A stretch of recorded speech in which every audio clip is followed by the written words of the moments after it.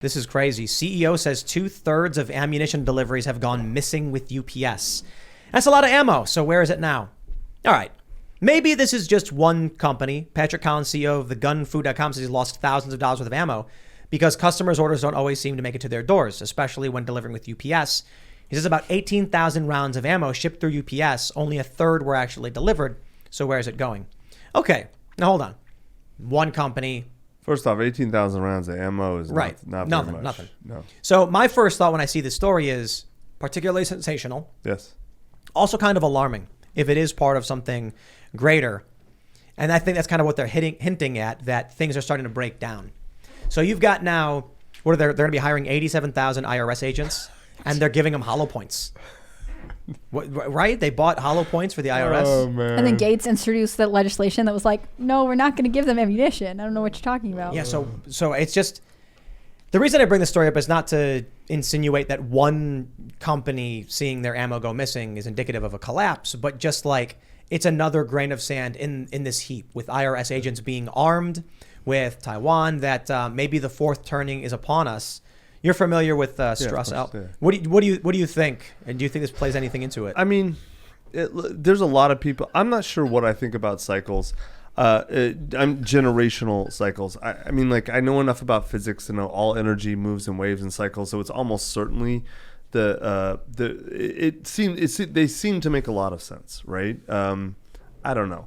And then fourth turning is just one of many different historical cycle type things. I don't think you have to know anything about cycles. Just look around and be like, a lot of shit is hitting a lot of fans right now. What do you think happens to a city like New York if the supply chain just was halted? All right, well, so not this past winter, but 2 winters ago, I can tell you what happens to a city like Austin when the supply chain breaks. Because I was there for the winter apocalypse. Yeah. Do you guys remember this? this? Yeah. Okay, so like I grew up driving in, I spent 7 years in Chicago. I know how to drive in snow. And no one in Texas did, because it's all Texans and Californians. My first year in Dallas, I remember having to drive everyone around because they couldn't do it. They have no idea. And so it snowed a lot. And so for 7 days, basically everyone was locked in. But really for 4 days, everything was truly down. By the beginning of the fourth day, one of the people who worked, I was still at my company, who worked for my company, she lived like 8 blocks from the office, was walking into the office, right? Because we were all remote, so like we could keep working. She had people trying to rob her, but like these are clearly not professionals. It was like a dude who was hungry, right? And I mean, my company was 75 people full time in Austin at that point. And they were all like millennials who were like, LOL, I have Cheetos in my freezer. I don't know that's all I have. Like I had to drive. I had just gotten a cow slaughtered.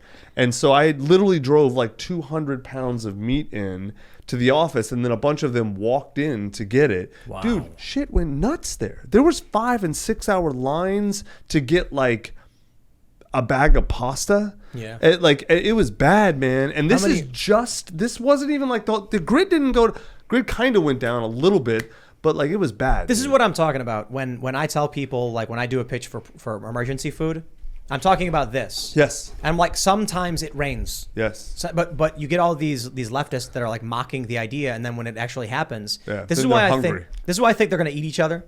Like it's going to be, and that's like, bro. But I think part of do you see the New York Times already saying the time for cannibalism or whatever they're writing about it? Listen, go ahead, have fun. You're in New York. Go eat your neighbor. I don't care. No, seriously, I don't. If they want to eat your neighbor. No, if you want to belong to a death cult, then you get to reap the consequences. I don't belong to that. I've prepared. I'm around a bunch of great people who are all ready to. I don't need to worry about it. That's like zombies. Problem. Like but I mean literally. If you have people who live in New York City, they've prepared for nothing. There's clearly signs indicating something is hitting us right now. The food supply. Yes. We've been told over and over again since the start of the year. The president said it in a press conference like 3 months ago. And they're still mocking the idea that they would do any kind of preparation. And so I'm just like, it's a zombie horde. Yeah. They don't think for themselves. They don't care to solve problems. They are just standing there in the crowd, mindless.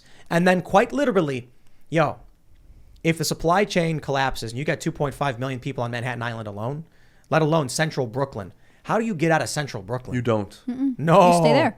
But no, but I mean like stay there you're going to have to try to get out. There's not going to be food, and people are going to be. It's going to be nightmarish. Yeah. No, I mean, it'll get abandoned prison camp bad. Yep.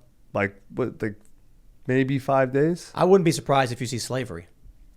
Oh, way past that. Yeah. I mean, roving gangs, warlords. Like, it doesn't take long to get there in a true grid down situation. What do they say? You're 3 meals away from a revolution? Something like that? No, 12 missed meals? Well, it's like a saying. It's like I think it's 96 hours and 12 missed meals. Is that what it is? The saying? I think. And then people just start losing it. Yep. And then also, where do you get your water from? See, out here, there's a river. And we also we have a creek as well. Mm-hmm. And then so we can go out and You're great. You're and good then to go. and then I've got emergency filters and I've got other stuff. But we also have a well. We got a well. Yep. And so if everything went south and the grid shut down or whatever, I'd be like, just another old day, I guess. We got tons of backup batteries. Yep. We've got a massive solar backup system at the new facility we're building. Yep. But people in these cities, when COVID happened, they're locked in their apartments. They have no food and they're losing their minds. Yeah. It's crazy. It's like a stress test. Well, we just saw it in Shanghai. Yeah. Like, they went on a hard lockdown, and no one knows how many people died there. You know, the Chinese are real sketchy about that, but all those videos coming out, people were like you see the pictures of people taking the refrigerator. The guy takes the refrigerator and pushes it onto his balcony. It's open and empty because they had no food. Yeah. People were losing it. I remember when it was Hurricane Sandy in New York. That was bad. I was in New York. And it was crazy to see how high the floodwaters got. Windows were smashed out from the surge. The coolest thing I saw was when the downed bus stops, skateboarders were grinding on them. So they were having a blast. But then you go to the bodegas, there's no electricity. Nothing. So all the perishables have expired within a couple days. Yeah. And I went in. There were 2 guys outside holding like 2x4s. A big line. And they were like one person at a time. I walked in, cash only, obviously. And the guy was just like, he's like, don't touch the perishables, like the milk, everything's bad, you don't eat it. But anything that's not perishable, like the high fructose corn juice and like the canned stuff is good. And so I went in and I was like, I got like a Coke. And I was like, it's warm, but it's all you get. And the other thing too is people don't realize how quickly it's going to go to the 1800s. Yeah. No more cold drinks, no more ice, no more ice cream, no more flushing the toilet. Nope. You're going back in time real quick. Yeah, and then the question becomes, how long does it last? Oh, for them, so I put it this way. New York gets supply chain disruption. Like the whole system just fails for some reason. You get a couple days where it's guys with 2x4s guarding the bodegas and people going in. 3 days after that, the food's gone. Yeah. And now it's people fighting in the streets for the last can of beans. 3 days after that, people have already started trying to leave. Yeah. They're going to be eating fish out of the Hudson and they're going to be barfing and sick the entire time. But I think the other thing that happens, and this we saw this during COVID, is those who can, like wealthy people who can afford to move more quickly, will move into upstate New York, Connecticut, parts of New Jersey, and then continue to put pressure on those systems that don't normally have that many people there. So those grocery stores will start to feel the effect. You know what you're missing is after the rich people might go fast. But then what happens, you hit days 5 to 10 when all the stores are empty. If nothing's coming in, what happens is people start moving out, and not the rich people. The people everyone has to go. Walking out. Yep. And not a few of them. But Manhattan is an island. Tens or hundreds of thousands. So you've got a few bridges and tunnels. Right, that's it. Bottlenecking the whole thing. I know. Did you see how they put, it's so weird you're talking about this, because they just put those massive metal doors on the tunnels on the Lincoln Tunnel. Yeah. No way. They called them flood tunnels, but they're not flood tunnels. They're getting ready to lock everybody in, dude. I think so. I know it sounds crazy to even talk about this. This sounds lunacy, but they just, like I saw, it was like a month ago, wasn't it? Yeah, Lincoln Tunnel has one, and I think the Midtown Tunnel. I think all of them, maybe. What do I search for? Flood doors? Yeah, flood doors, Lincoln Tunnel. But what about, how do they stop the bridges? Oh yeah, look at this. I'm not sure. Yeah, These there things? You go. Yeah. This is a couple years ago, actually. No, so one of them, like I know, 44,600 pound floodgates installed in NYC tunnels to protect from superstorms. Maybe it's because of Sandy. They were like, it's not unthinkable. Yeah, it's not. It does both. Yeah, stops the water and the people. Yeah, you can go north out of Manhattan. I mean, there's still rivers to the west, but I mean, you can walk north. There's no. It just goes up into you can walk, but like if things are in that much chaos, how far are you really going to get on foot? Oh man, a leak in the Lincoln Tunnel in 2020. people were freaking out. So it could be why. But I do think it's funny that they put up these big barriers. I know, dude. Bottlenecks. It's going to be like, you see the Batman movie where the cops block all the bridges and like nobody leaves the city. Yeah. I don't know. Yeah. I don't know. Look, when we were talking about World War I the other day, the crazy thing is people don't realize how quickly things fall apart. Yeah. And it was just like, was it gradually, then suddenly? Yeah. I think that people underestimate how quickly things can fall apart because they're told to sort of live for now and live for impulsively. I think this is a lot of like left-leaning culture that you wouldn't think ahead. Like when you say like people make fun of people who are acquiring food because they're like, oh, what do you think? It's going to be a doomsday? It's going to be a purge all at once? Like, no, not necessarily. But also you can't think past the 2 days in front of you because the impulsivity culture and the self-indulgence culture tells you that it's not worth dealing with. Well, yeah, that, and then also, I mean, like in 2019, I made fun of preppers, and I had a couple guns, but they're like hunting. Like I wasn't. You've converted. Oh, to 100%, of course. And well, how could you not after the last 2.5 years, right? But I think it's also that like we've grown up in arguably the richest, most abundant, safest period in world history, in the safest country in world. So it's like, who alive has had to deal with anything truly catastrophic? Like I don't know, And so like the idea that this could happen is just it's not in the living memory of anybody. Right. Mm-hmm. Yeah, we've had a golden age of sorts. At least from our perspective, we've been, the security's been fat and happy. I know we've had problems. I know there's been a recession. I know there's been 9/11, things like that. Come on, man. We've been fat as a culture and as a country. We've been as fat and happy as it gets. And growing fatter by the day. I mean, now you know where body positivity comes from? You've seen, of course. It's because too many people. Because everyone's fat. So they're all now agreeing with each other that we're this okay looks to do good. this. Yeah. Exactly. Okay, go ahead. They've got See how that works for you. They got that store that what morbid, Torrid. Oh yeah, Torrid. No, I call it morbid on purpose. I was going to say, did they really call it morbid? It's called Torrid. I call it morbid. Close enough. Tim's gonna buy it, call it that, and be like, still shop there. No, see what I was thinking of opening a store and calling it morbid, and it would just be like huge clothes. Chonkers. But that's a meme, so that's okay, right? But that's America. That's America. So I guess my next question is like, how many days until people are eating each other in New York? Like the tunnels are closed and they're banging on the door and they can't get out. There's no food. There is. I can't remember. I read a book about survival that had like a chart. I think it's under. It's way faster than I thought. It's under 2 weeks. Mm-hmm. I can't remember the 3 exact. days.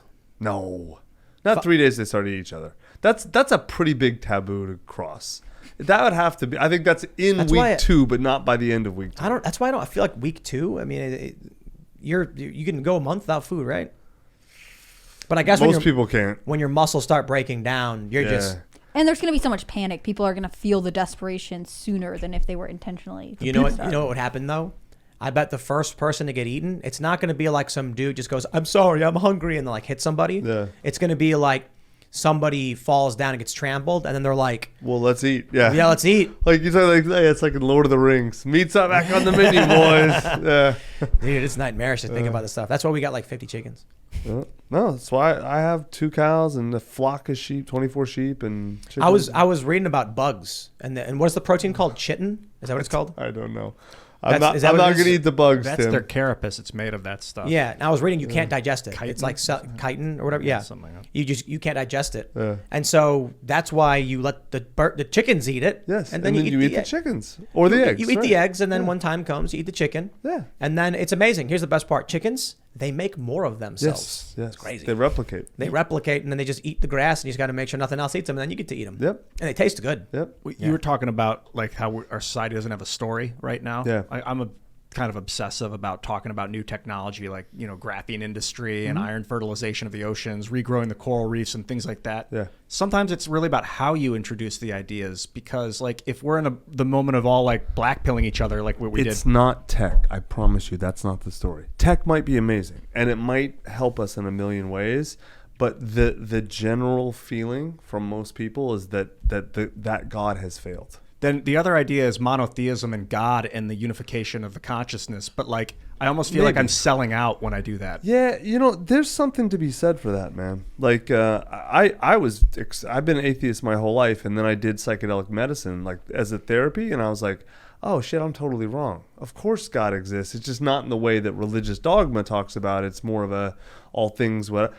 That might be, but that story might be a little airy-fairy for at least right now. I think generally, revivals generally happen after people have suffered a lot. We're going into the suffering phase, not Fourth the revival turning. phase. Yeah. 2028 should be fun though. 6 more years.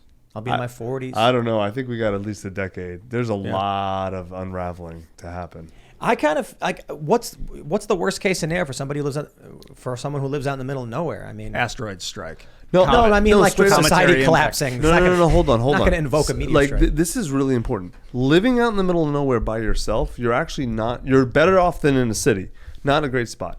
Like being in the country with a community, that's the better spot. Like where you're not way off by yourself. You're actually an easy target. And you don't have anyone around to help.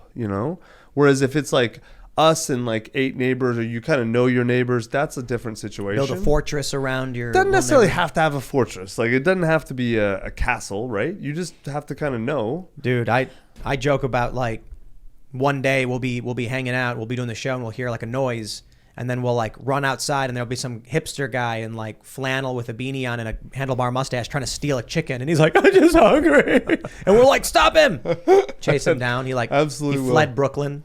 Dude, in Texas, all you paint your fence posts purple, and you put no trespassing sign, because that's basically if you come on land, we're gonna shoot you.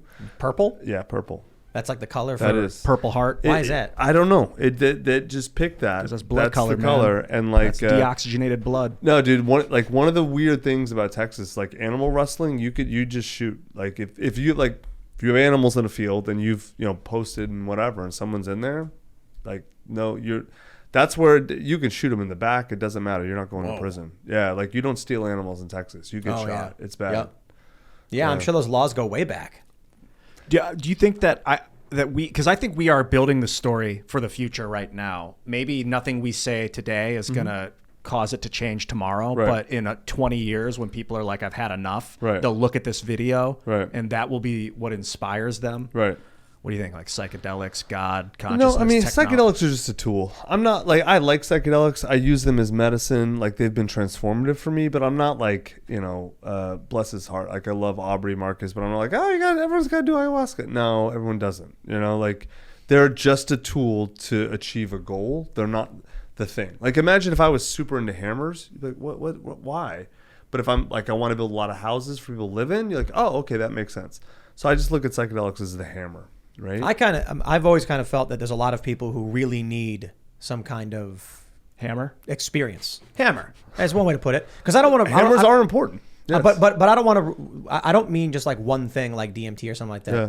But I think a lot of people are like locked in their minds. They can't see outside the box. It really shocked me awake. With the first time I took mushrooms, I was walking around Manhattan Beach and looking at it was trash night, and I was like, "Where does this trash go? What have we done as a species?" You needed mushrooms. We're just like No, off but it. that's the point. But it hit my That's core. true. It changed my It is- core. Like it changed my DNA and the way I was perceiving it. This is exactly what I mean. Yeah. No, you're right. right. For me, I remember I would talk to my friends and they would start asking these crazy philosophical questions or like when they were stoned or something, and I was like, I don't need whatever it is you're doing to ask these questions, but clearly you do. Yeah. Maybe there are some people who are like mindless cogs, but then they have an experience like Ian was saying, and all of a sudden they start asking themselves, where's that garbage going? Then they realize, hey, wait a minute, probably not somewhere good. Just like so many problems, they're just putting it on an island and waiting for it to go away. They put it on a garbage barge, kick it out, and forget about it. And of course, we find there's mushrooms and bacteria that'll digest it and turn it into sugar. There's lots of cool I think stuff. some of it is with substances. It takes away the inhibition. People may think about these things on some level, but they don't want to ask because they don't want to be the only one. They want to blend in and not. But Ian What? asked himself. Right, did. but you were saying And your Dominic, my friends are friend. posing these questions to you while you're hanging out. There's right? like a desensitization without the psychedelics. Like right now, you're kind of blending into the wall. I see like the scene, but when I'm on psilocybin, you stand out. Life is very different than non-life. It becomes very apparent that we have created this thing, or someone before me built this freaking set that we're on, and now You just wake up one day and you're here, and you're like, look at all this stuff that exists. It creates a value for life, I think. At least psilocybin did for me. I think a big problem, one of the big problems we've had is that millennials, and to an extent every generation before it, but growing in scale, don't understand that other people did work to make things exist that you have. So, like, for example, I remember I was riding my bike across the Williamsburg Bridge in New York, and I just thought to myself, like, man, some people worked really, really hard to make this bridge happen, and I don't think twice when I ride my bike over it. I don't pay for it. I have no idea. I mean, I guess city taxes cover the costs, but it's just there. Well, one day there was some dude or some lady, and they were just like, yo, we need a bridge. And then all of these humans were like, let's work really, really hard and sweat and tears. And probably a lot of people died in the construction. Yes. And now all these people are just like, what do you mean? The bridge is just there. And it's like, you don't understand the value of what was gifted to you. And the thing about the bridge is you could be a tourist and you get free use of it. Like, you're not paying anything for this. It's just there and you get it. Yeah. I think that is like the generational wealth of millennials and now Gen Z. They don't understand how much blood, sweat, and tears went into making the world so comfortable. So I don't think any young people do. I didn't understand when I was 25. I'm not sure if it's that generation specifically. I'm more Gen X, I guess. And like, I was a fucking idiot at 25. Yeah, what the hell did I know? I think. Yeah, right. And I know my parents were because they're still idiots in their 70s, right? So like, yeah. I think it's ayahuasca. No. Yeah, I'd love to get my parents to take ayahuasca. We need people to get access to their ancestral knowledge. Well, this is what I'm talking about. You mentioned earlier you don't think the technology is the story, but like in the past, the story was told through new technology, like the printing press allowed us to proliferate the story or writing allowed us to proliferate the idea of God to the masses. So maybe that the metaverse or that the internet is the vessel that the story will be told. So the post-World War II story in America was that progress solves all, and progress is the goal. Where has that gotten us? Modern monetary theory. What is progress? The story coming out of World War II was that progress, the American story, is a story of progress, right? It's just progress, but like it's like the concept of growth for the sake of growth is the philosophy of cancer. Right? Progress just to make progress because it's technological progress is serving a different God. It is not serving humans, right? Whereas like I would contrast that to like an idea that could, and I mean a meta idea that could replace that would be prosperity. What does prosperity for humans look like? Because it does not always, in fact, rarely does it mean more technology. In fact, more technology is usually antithetical to prosperity for humans. It might be great for owners. God, I sound like a goddamn Marxist right now, but it's, and I'm not at all. I really am not. I can't stand the Marxists. Interesting philosophy. But if there was one thing Karl Marx got right, it was at least the beginning of a critique of understanding that there is a relationship between a human and the value they create that matters. That's not captured in the normal way you calculate capital. Right? And so, like, what is wrong with your show? You're getting me to defend the system, and Marx, I'm going crazy. I know. This is nuts. No, but like, I'm a big believer now, like, in the way to measure anything is how does this benefit humans? Humans, not stakeholder capitalism, and that's all nonsense. That's all a scam to screw people. But, like, how am I better? How is my neighbors better? How's my family better? How are my kids better? How are my animals better? Right? And like, I like technology when it serves humans and prosperity, but like, a lot of it doesn't, man. Thanks for checking out this segment from the Timcast IRL podcast. But if you want to check out the full show live, tune in Monday through Friday at 8 p.m. And if you want more special access content, head over to timcast.com and become a member. Your membership helps sustain this company, keep our journalists employed, makes this show happen, and you will get access to exclusive members-only segments of the Timcast IRL podcast, and there's a massive library to check out. So again, go to timcast.com or tune in Monday through Friday at 8 p.m., and we'll see you all there.